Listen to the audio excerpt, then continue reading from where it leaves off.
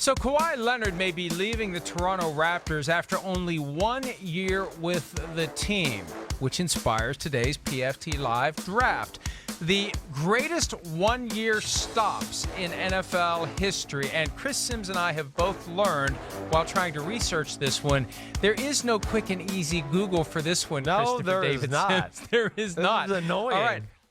Yeah, and let me tell you something. This is a day where you want to guess right on the coin toss. And if there's ever a day you want to show mercy on an old bag of bones like me, you'll press heads if he says tails or tails if he says heads. Chris, go ahead. I don't think she like does it that way. I think she's already got it ready to go. So I don't think there's any like reacting to the moment. But I'm gonna go heads one more time. I think she's gonna go heads. Oh, I didn't like that delay there. Yes. Yes. Damn it. I am on fire. She was trying to give it to you. Crap. Yes. No, she wasn't. Yes. No, she wasn't. Yeah, all right, well, go ahead. Go ahead. Who do you got? Hey, did I hear all the big wigs from NBC were down there in West Virginia yesterday? I just wanted to make sure that I heard that. Were they trying to talk you into moving up here close to me? Will you stop? Did you go skeet shooting too? You didn't like Dick Yes. Cheney anybody, did you, or anything by accident? Almost. Okay, that's good. Almost. It's always good shooting your bosses. It'll probably help you with your next contract. Yeah, exactly. All right, I just wanted to bring that up. All right, I'm going Dion Sanders, 1994. Okay, San Francisco 49ers to start off my draft. Yes, did you want that one? Because I hope you did. But I'm going to go with that. I mean, Dion Sanders, the San Francisco 49ers, they can't beat the Dallas Cowboys. They need another playmaker. They need a little pizzazz on their roster. What do? Dion Sanders becomes a free agent from the Atlanta Falcons. He goes and signs with the San Francisco 49ers and really, changed that team around to where, we knew they had Steve Young and Jerry Rice and Ricky Running Waters and this great offensive, firepower, but didn't really have that household defensive player on that side of the ball or just a charisma or way about them that you thought, ooh, this is one of the better defenses in football. And Dion brought that to the San Francisco 49ers. I mean, of course, he was the best corner in football, the best corner maybe in the history we'd ever seen at that point. I mean, it was Dion Sanders on an island shutdown. But, hey, some of the interceptions he had, the pick sixes he had, all of that, just so impressive. And, of course, helped lead them to a Super Bowl victory over the San Diego Chargers. Did you already have that one, or was that fed to you by stats? Nope, I already had that one. That one, see, I can do some of the good ones off the top of my head. It's just some of the other ones, man, I don't know. I'm a little nervous about the rest of my list. Well, let me tell you, I'm glad you didn't try to go two for the price of one because Dion Sanders 2000 is pick number 2. That's how good Dion Sanders was. He went to Washington for 1 year and only 1 year, in large part because he wanted nothing to do with Marty Schottenheimer as the head coach in 2001. He was part of that team that was supposed to win the Super Bowl, didn't even get to the playoffs in 2000, but he's still Dion Sanders. Yes. If you get 1 year with Dion Sanders, it's a great year with Dion Sanders. Right. And that was actually his last year in football. He retired in 2001, tried to unretire in 2002 to join the Raiders. The Chargers put in a claim on his rights, coached at the time by Marty Schottenheimer, the guy he tried to avoid in Washington, and then came out of retirement 2004 and 2005 with the Ravens. But the 1 year stop with Washington, not because of what the team did, but because he's Dion Sanders. That's one of the all-time great 1 year stops in NFL history. It is, of course. I mean, yeah, to watch Dion Sanders, any team, that's there. But, oh, good. I'm glad you picked that one because now I won the draft, especially when I go with Darrell Rivas, 2014, New England Patriots. Wham, bam, thank you, ma'am, right there. I mean, hey, Darrell Rivas, we know the New England Patriots, this is really the start of this, we're going to play man-to-man and put our corner up against your best receiver, or our best corner is going to take out your number 2 receiver, and we're going to formulate a defense to take away everything else. And Darrell Rivas, of course, was Rivas Island, one of the best corners in football. He's certainly in the conversation for one of the greatest corners of all time, at least in my book. But going from the Jets and then having that year to go to New England, who hadn't won the Super Bowl in a few years, and he goes there and adds a little pizzazz on their defense and a guy that they could trust to shut down some of the top receivers in the game, and they go on to win Super Bowl 49 and beat the Seattle Seahawks, and he made a lot of money, and of course that was it. That was it for the year because the New York Jets paid him a ton of money to come back to New York after that, but that goes down as one of the greatest 1 year stops I can remember. Stats you gave me blew that it. one. You blew it, and you blew it. Is you it- know why? Stats, you blew it. Is it 2 years? Right team. No. Oh, I right was going to team. go, oh, gosh, okay. Right team, right year, right position, wrong guy. Because if I recall correctly, when that Super Bowl was won, Super Bowl 49 in Arizona, Darrell Rivas had nothing to do with the play that ultimately secured the victory.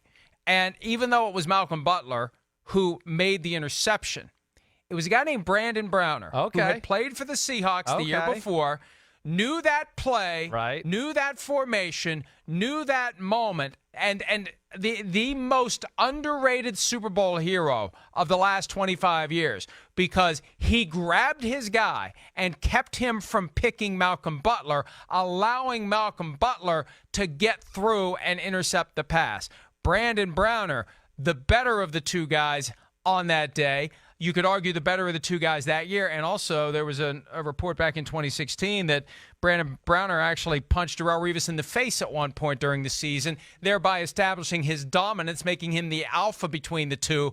Brandon Browner, the better one-year stop between him and Darrell Rivas. Checkmate. That is a good one. I mean, I like the pick. It's certainly not as good as mine, but it's a really good under-the-radar pick by you there that I did not think of, and certainly one of the more under-the-radar, selfless plays that's not going to get attention for one single guy because Malcolm Butler steals the thunder there. But, yeah, that was a big-time moment for Brandon Browner, and he was a part of that, Legion of Boom, the uprising of that Seattle defense. He was pretty damn special there for a little while. Okay.